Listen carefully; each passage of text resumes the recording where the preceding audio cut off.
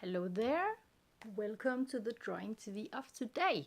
My name is Ida Andersen Lang, as you know, and this time we have arrived at chapter 2 in my mini-series about the most important parts, the cornerstones of a good drawing practice. Last time I told you what these three cornerstones are. They are broken down to very, very simple categories. Only three parts. It is form, form, contour, and light and shadow, or light and shade. What can we say? Or value, but that we will say for later. Today, I'm going to dive a little bit deeper into form, to the concept of observing form when you draw. Whether you draw from life, from motifs out in the real world, small or big, landscapes or just small things, whatever it is, or if you draw from photographs, or if you copy a master drawing or a master painting, that could also be a possibility. You have to first of all observe form.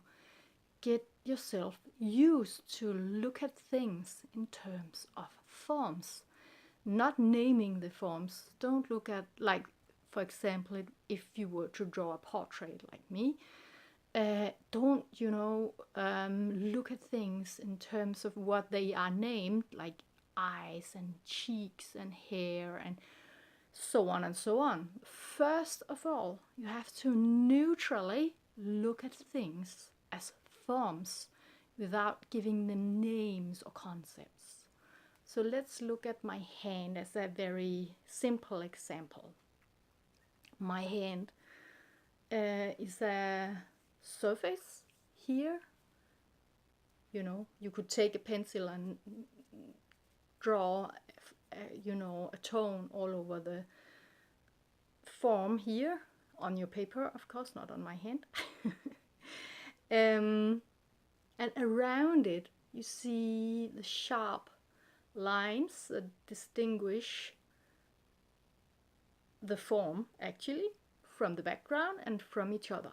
That's very, very important to understand. Form and contour are two sides of a coin. You can't separate them, but it's really important to understand both concepts and be able to switch between them as you practice drawing, as you draw. So basically, observe in whatever subject you are drawing the form. That is what lies inside any set of contours. We can also break most forms down into smaller and smaller parts, and that's a really, really, really important thing.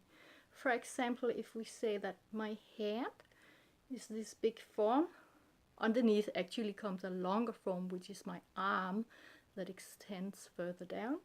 But we can break down also this form down into maybe a subform, that is my palm, and each finger has an individual form, or is an individual form as well. So we have small, long forms here, one here, the palm. But we could also say the whole thing is one big form with smaller forms inside. So that's a really, really important concept. Now my hand was a very simple example. Let's take one more example. It could be my watch. That's a circle, right? You have a contour. You can draw a contour line around the shape, the shape, the form inside, which is in this case a white